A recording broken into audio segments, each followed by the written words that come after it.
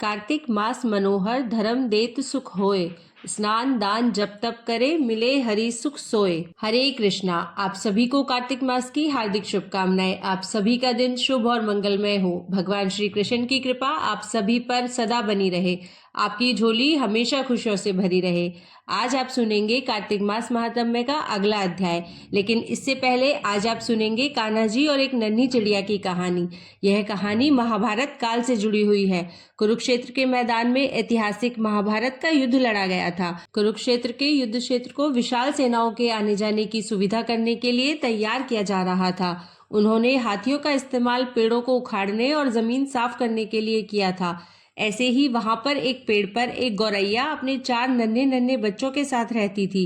जब उस पेड़ को उखाड़ा जा रहा था तो उस चिड़िया का घोंसला जमीन पर गिर गया, लेकिन भगवान का चमत्कार कि घोंसला जमीन पर गिरने के बाद भी उसकी संतानें अनहोनी होने से बच गई। उसके बच्चे मरने से बच गए, लेकिन अभी वह बच्चे बहुत छोटे थे। छोटे होने के कारण अभी उनके पंख भी पूरी तरह से बड़े नहीं हुए थे, इस कारण वह उड़ भी नहीं सकते थे। कमजोर और भयभीत गौरैया वो मदद के लिए इधर उधर देखती रही। तभी उसने भगवान कृष्ण को अर्जुन के साथ वहां आते हुए देखा। दरअसल भगवान कृष्ण और अर्जुन युद्ध से पहले मैदान की जांच करने और युद्ध की शुरुआत करने से पहले जीतने की रणनीति तैयार करने के लिए वहां गए थे। जब उस चिड़िया ने देखा कि कान्हा जी वहां आ रहे हैं तो उसने उन तक पहुंचने के लिए अपने छोटे छोटे पंख फड़फड़ाए और किसी तरह से वो कान्हा जी के पास पहुंच गई। कान्हा जी के पास पहुंची तो अपनी ही आवाज में उनसे कहने लगी, हे श्री कृष्ण, कृपया मेरे बच्चों को बचाइए, क्योंकि कल से युद्ध शुरू होने पर उन्हें कुचल दिया जाएगा। सर्वव्यापी भगवान उस नन्ही चिड़िया से बोले कि मैं तुम्हारी बात सुन रहा हूँ, लेकिन मैं क्या करूँ, मैं तो प्रकृति के कानून में हस्तक्षेप नहीं कर सकता। भगवान की बात सुनकर गौरैया परेशान हो गई, लेकिन फिर भी कहने लगी, हे प्रभु, मैं तो जानती हूँ कि आप ही मेरे उद्धार करता है और मैं अब अपने बच्चों के भाग्य को, उनके भविष्य को आपके हाथों में सौंपती हूँ। और अब हे प्रभु, यह सब आपके ऊपर है। आप चाहे उन्हें मार दे या उन्हें बचा ले। अब काल चक्र पर तो किसी का बस है नहीं। श्री कृष्ण ने तो एक साधारण व्यक्ति की तरह ही उस चिड़िया से बात की थी, जिसका अर्थ तो यह था कि वहां उस विशाल युद्ध के मैदान में ऐसा कुछ भी नहीं था कि जिसके बारे में वह कुछ भी कर सकते थे। परंतु गौरैया ने पूरे विश्वास और श्रद्धा के साथ एक बार फिर से भगवान से कहा, प्रभु, आप कैसे और क्या करते हैं वह मैं नहीं जान सकती। आप तो स्वयं नियंता है, यह मुझे पता है। मैं सारी स्थिति और परिस्थिति और अपने को परिवार सहित आपको समर्पित करती हूँ। नन्ही चिड़िया की बात सुनकर अब भगवान बोले कि ठीक है, तुम अभी से अपने घोंसले में 3 सप्ताह के लिए भोजन एकत्रित कर लो। गौरैया ने भगवान की बात सुनी। अब जब यह बातें हो रही थी गौरैया और भगवान के बीच में, तो अर्जुन भी जो भगवान के साथ ही खड़े हुए थे, वो इन सारे संवादों से बिल्कुल अनजान थे। उन्हें नहीं पता कि भगवान कृष्ण की और नन्ही चिड़िया की, जो उनके आसपास ही मंडरा रही थी, पंख फड़फड़ा रही थी, उनके बीच में क्या बातें हो रही हैं। अर्जुन ने देखा कि एक नन्ही चिड़िया कान्हा जी के चारों ओर घूम रही है और पंख फड़फड़ा रही है। उन्होंने सोचा कि शायद यह बाधा डाल रही है। वह दोनों तो आपसी वार्तालाप करने के लिए उस युद्ध के मैदान में आए थे। अर्जुन ने देखा तो गौरैया को दूर भगाने की कोशिश की। गौरैया ने अपने पंखों को कुछ देर के लिए फुलाया और उसके बाद वापस पंख फड़फड़ाती हुई वह अपने घोंसले में चली गई। ठीक 2 दिन के बाद शंख के उद्घोष से ही दुंदुभियां बजने के साथ ही भीषण युद्ध के शुरू होने की घोषणा कर दी गई। भगवान कृष्ण ने अर्जुन से कहा कि हे अर्जुन, जरा अपने धनुष और बाण मुझे दो। अर्जुन ने सुना तो हैरान, क्योंकि भगवान कृष्ण ने तो युद्ध में कोई भी हथियार ना उठाने की शपथ ली थी। इसके अलावा अर्जुन का यह भी मानना था कि केवल वे ही, अर्थात अर्जुन ही सबसे अच्छे धनुर्धर हैं। तो अर्जुन ने जब देखा कि भगवान कृष्ण ही उसके धनुष और बाण मांग रहे हैं, तो उसने सोचा कि क्यों ना यह काम मैं ही कर लूं, जिसके लिए भगवान इतना कष्ट करने जा रहे हैं। तब अर्जुन ने श्री कृष्ण से कहा कि मुझे आज्ञा दे भगवान। अर्जुन ने पूरे विश्वास के साथ यह बात कही कि मेरे तीरों के लिए तो कुछ भी अभेद नहीं है, मेरा निशाना कभी चूक नहीं सकता। चुपचाप अर्जुन से धनुष लेकर भगवान श्री कृष्ण ने एक हाथी को निशाना बनाया। भगवान श्री कृष्ण ने हाथी को मारने के लिए निशाना बनाया या कुछ और करने के लिए, अब आप यह जानिए। जब उन्होंने एक हाथी को निशाना बनाया, लेकिन यह क्या हुआ कि हाथी को मारकर नीचे गिराने के बजाय वो जो तीर कान्हा जी ने छोड़ा था वह हाथी के गले में जो घंटी बंधी हुई थी उससे जा टकराया और एक चिंगारी सी उड़ गई। सारे रहस्य और सभी बातों से अनजान अर्जुन ने जब यह देखा तो अपनी हंसी नहीं रोक पाए। सोचने लगे कि भगवान कृष्ण तो एक आसान सा निशाना भी चूक गए। कहने लगे, प्रभु क्या मैं प्रयास करूं? इस प्रकार अर्जुन ने स्वयं को प्रस्तुत कर दिया, किंतु भगवान कृष्ण ने उनकी इस प्रतिक्रिया को नजरअंदाज करते हुए उसका धनुष उन्हें वापस कर दिया और कहने लगे कि बस अब कुछ और करना जरूरी नहीं है। लेकिन अर्जुन ने जब देखा कि भगवान कृष्ण ने तो बिना किसी को मारे और बिना निशाना लगाए ही धनुष और बाण वापस कर दिया, तब उन्होंने पूछा कि हे केशव, फिर आपने हाथी को तीर क्यों मारा जिससे हाथी भी नहीं मरा? तब भगवान कृष्ण ने अर्जुन से कहा, क्योंकि इस हाथी ने उस गौरैया के एकमात्र घोंसले को, जो कि इसी पेड़ पर था, उसे गिरा दिया था। कौन सी गौरैया? अर्जुन ने बड़ा हैरान होकर पूछा। इसके अलावा हाथी तो बिल्कुल अभी तक स्वस्थ और जीवित है और केवल उसकी घंटी ही टूट कर गिरी है। अर्जुन के सवालों को नजरअंदाज करते हुए भगवान कृष्ण ने अर्जुन को केवल शंख बजाने का ही निर्देश दिया। शंख बजते ही युद्ध शुरू हो गया और अगले 18 दिनों में कई जाने गई। बड़ा ही भयानक दृश्य था। इस प्रकार से अंत में पांडवों की जीत हुई। तो एक बार फिर भगवान श्री कृष्ण अर्जुन को अपने साथ उसी युद्ध के मैदान में भ्रमण करने के लिए ले गए। कई शव अभी भी वहां पर है जो उनके अंतिम संस्कार का इंतजार कर रहे हैं। युद्ध का वह मैदान गंभीर अंगों और सिर, बेजान सीढ़ियों और हाथियों से अटा पड़ा था। चारों तरफ लाशों के ढेर थे। खून से युद्ध के मैदान की मिट्टी भी लाल हो गई थी। तब भगवान कृष्ण एक निश्चित स्थान पर गए और वहीं पर रुक गए। एक घंटी जो कि हाथी पर बांधी जाती थी, उसे देखकर वह सोचने लगे। फिर कुछ सोचकर उन्होंने अर्जुन से कहा, पार्थ क्या आप मेरे लिए घंटी उठाएंगे और इसे एक तरफ रख देंगे?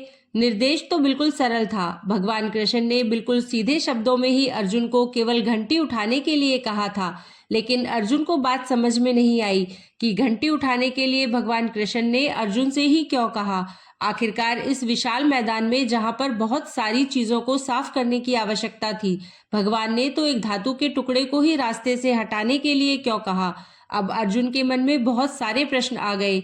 उन्हीं प्रश्नवाचक दृष्टि से अर्जुन ने भगवान की ओर देखा तो भगवान ने अर्जुन के प्रश्नों को समझ लिया और कहने लगे, हाँ यही घंटी। भगवान कृष्ण ने दोहराया, यह वही घंटी है पार्थ जो हाथी की गर्दन पर पड़ी हुई थी और जिस पर युद्ध प्रारंभ होने से पहले एक दिन मैंने तीर मारा था।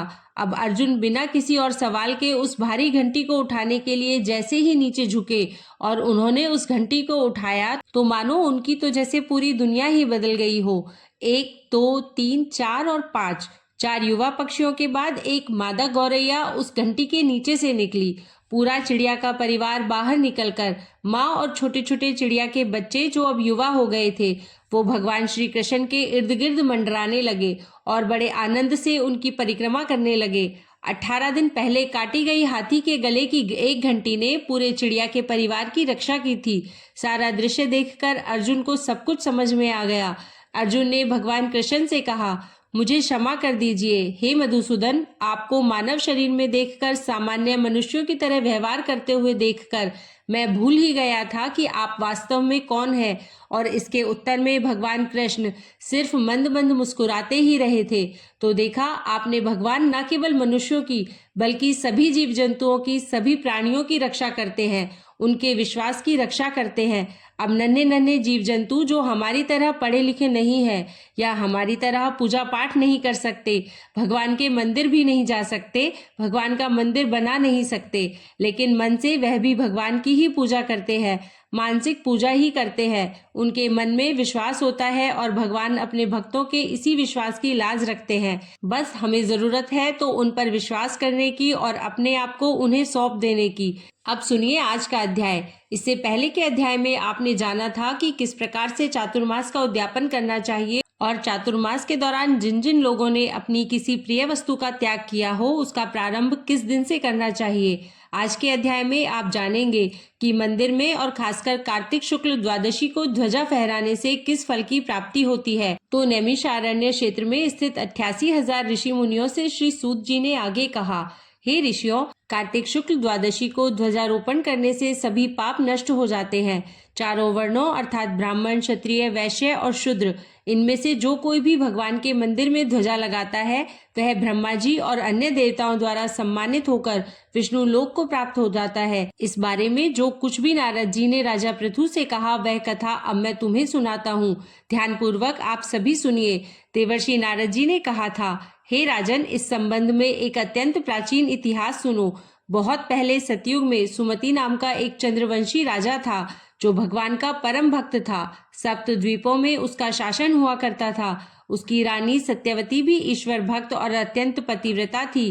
वह भगवान के सामने नृत्य करती कार्तिक शुक्ल द्वादशी को भगवान के मंदिर में ध्वजारोहण करते हुए देखकर ऋषि ने उनसे कहा, हे राजन, भगवान को प्रसन्न करने के तो और भी अनेकों साधन है, तब आपकी इस ध्वजारोहण में ही इतनी श्रद्धा क्यों है? यह सुनकर राजा ने कहा, हे मुनि, इसका अत्यंत अद्भुत एक इतिहास है जिसे मैं आपको सुनाता हूँ। तब राजा बताने लगे कि पूर्व जन्म में मेरा नाम मालिनी था। मैं ब्राह्मण होकर भी द्वेषी, कुकर्मी, महापापी और वैश्यागामी था। इन कुकर्मों के कारण ही मेरे बंधु बांधवों ने मुझे घर से निकाल दिया। इसके पश्चात वन में जाकर मैं एक टूटे फूटे विष्णु मंदिर में रहने लगा।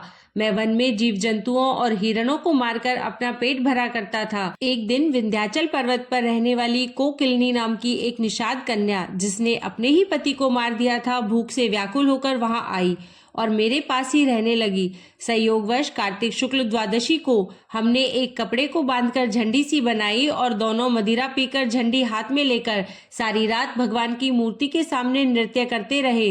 नृत्य करते रहने के कारण प्रातः काल तक हम दोनों की मृत्यु हो गई। जब हमारी मृत्यु हो गई तब यमदूत हमें यमफास में बांधकर मारते हुए यमराज के पास ले गए। उसी समय भगवान विष्णु के दूत विमान लेकर वहीं आ गए और उन यमदूतों को जो हमें लेकर जा रहे थे धिक्कारते हुए बोले कि तुम सिर्फ पापियों को ही यमपुरी में ले जा सकते हो, धर्मात्माओं को नहीं। इस पर यमदूत भी क्रोधित होकर कहने लगे कि अरे, यह तो दोनों महापापी है। इन्होंने तो अपने पूरे जीवन में एक भी पुण्य कार्य नहीं किया है, इसी कारण हम इन्हें यमपुरी ले जा रहे हैं। तब भगवान विष्णु के दूत कहने लगे कि यह अत्यंत खेद की बात है कि तुम्हें धर्म और अधर्म का बिल्कुल भी ज्ञान नहीं है।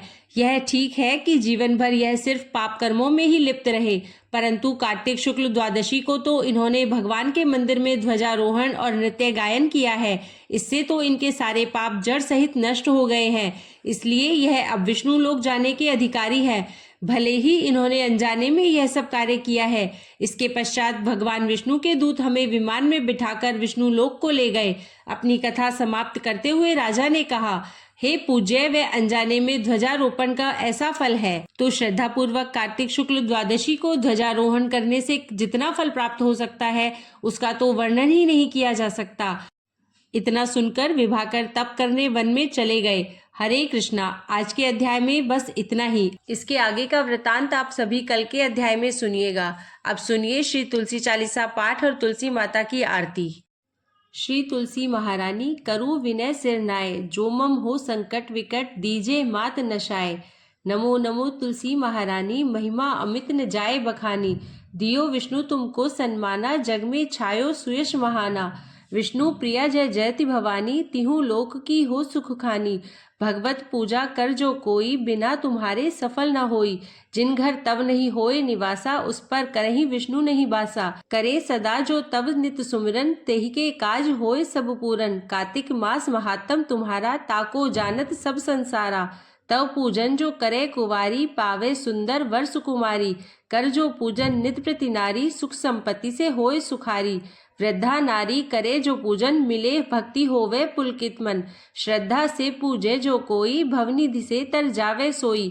कथा भागवत यज्ञ करावे, तुम बिन नहीं सफलता पावे। छायो तब प्रताप जग भारी, ध्यावत तुम ही सकल चितधारी। तुम ही मात्र यंत्रन तंत्रन, सकल काज सिद्धि होवे क्षण में। औषधि रूप आप हो माता, सब जग में तब यश विख्याता। देव ऋषि मुनि और तपधारी, करत सदा तब जय जयकारी। वेद पुराणन तब यश गाया, महिमा अगम पार नहीं पाया। नमो नमो जय जय सुखकारनी, नमो नमो जय दुख निवारिणी। नमो नमो सुख संपत्ति देनी, नमो नमो अघ काटन छेनी। नमो नमो भक्तन दुखहरनी, नमो नमो दुष्टन मदछेनी, नमो नमो भव पार उतारनी, नमो नमो परलोक सुधारनी, नमो नमो निज भक्त उबारनी, नमो नमो जन काज सवारनी, नमो नमो जय कुमति नशावनी, नमो नमो सुख उपजावनी, जयति जयति जय तुलसी माई, ध्याऊं तुमको शीश नवाई, निज जन जानी मोही अपनाओ, बिगड़े कारज आप बनाओ, करूँ विनय मैं मात तुम्हारी, पूरन आशा करहु हमारी, शरण चरण कर जोरी मनाऊं, निष्दिन तेरे ही गुण गाऊं, करहु मात यह अब मोह पर दाया, निर्मल होए सकल मम काया, मांगू मात यह बर दीजे, सकल मनोरथ पूर्ण कीजे, जानू नहीं कुछ नेम अचारा, क्षमहु मात अपराध हमारा, 12 मास करे जो पूजा, तासम जग में और न दूजा, प्रथम ही गंगा जल मंगवावे, फिर सुंदर स्नान करावे, चंदन अक्षत पुष्प चढ़ावे, धूप दीप नैवेद्य लगावे, करे आचमन गंगा जल से, ध्यान करे हृदय निर्मल से, पाठ करे फिर 40 की, स्तुति करे मात तुलसा की, यह विधि पूजा करे हमेशा, ताके तन नहीं रहे कलेशा, करे मास कार्तिक का साधन, सोवे नित पवित्र सिद्ध हुई जाही, है यह कथा महासुखदाई, पढ़े सुने सो भव तर जाई, तुलसी मैया तुम कल्याणी, तुम्हरी महिमा सब जग जानी, भावना तुझे माँ नित नित ध्यावे, गा गा कर माँ तुझे रिझावे, यह श्री तुलसी 40 पाठ करे जो कोय, गोविंद सो फल पावही, जो मन इच्छा होय। बोलिए तुलसी माता की जय, कृष्ण गोविंद की जय। तुलसी माता की आरती। जय जय तुलसी माता, मैया जय तुलसी माता, सब जग की सुखदाता, सबकी वर माता, मैया जय तुलसी माता, सब योगों से ऊपर, सब रोगों से ऊपर, रज से रक्ष करके सबकी भवत्राता, मैया जय तुलसी माता, बटु पुत्री है श्यामा, सुर बल्ली है ग्रामा, विष्णु प्रिय जो नर तुमको सेवे, सो नर तर जाता, मैया जय तुलसी माता, हरि के शीश विराजत, त्रिभुवन से हो वंदित, पतित जनों की तारिणी तुम हो विख्याता, मैया जय तुलसी माता, लेकर जन्म विजन में आई दिव्य भवन में, मानव लोक तुम्ही से सुख संपत्ति पाता, मैया जय तुलसी माता, हरि को तुम अति प्यारी, श्याम वर्ण सुकुमारी, प्रेम अजब है उनका तुमसे कैसा नाता, हमारी विपदा हरो तुम, कृपा करो माता, मैया जय तुलसी माता। बोलिए तुलसी मैया की जय, कृष्ण गोविंद की जय।